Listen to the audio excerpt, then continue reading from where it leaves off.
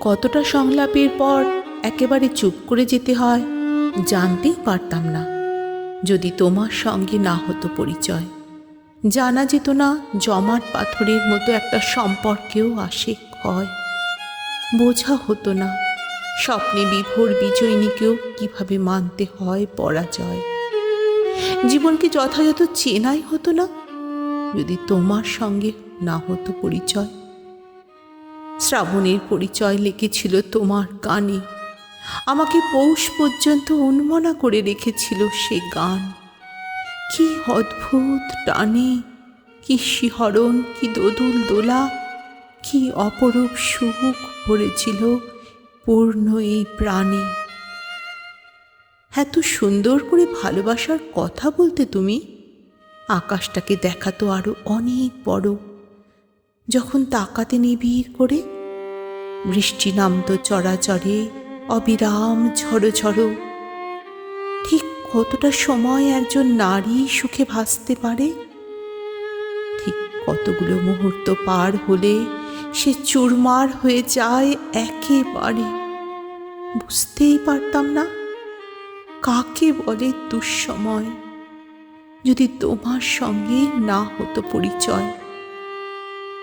শেষ অঘ্রাণের মায়াবী এক বিকেলে চকিতে বদলে গেল আমার বিশ্বাসের ভুবন, আস্থার পৃথিবী, নিশ্চিন্তির আশ্রয়। একটা SMS এলো তোমার নম্বর থেকে, যেন কেউ ঠেলে ফেলে দিল আমায় গভীর সমুদ্রের অতলে। এসব কি, এসব কি শব্দ, কি বাক্য, কি কথা! তুমি এত নীচ, এত রুচিহীন, এত বিকৃত। তুমি এসব আমায় লিখে পাঠালে। আমি ভাঙা আয়নার মতো চুরমার হয়ে গেলাম। আর একটা SMS এলো অনতিবিলম্বে। তাতে জানা গেল অন্য কোনো নম্বরে পাঠাতে গিয়ে ভুল করে তুমি সেটা পাঠিয়েছ আমাকে। এবার আমি চূর্ণ হয়ে গেলাম।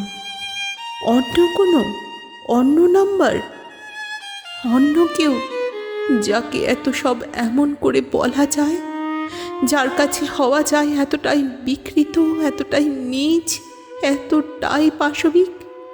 অন্য কেউ। জানা ছিল না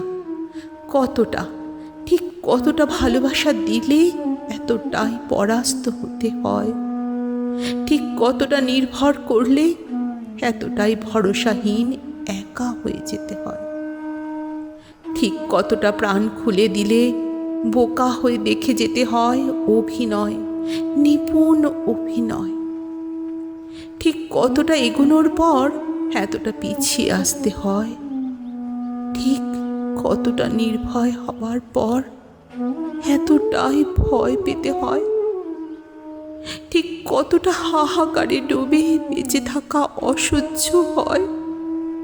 কোনোদিনও পারতাম না বুঝতে যদি তোমার সঙ্গে না হতো পরিচয়।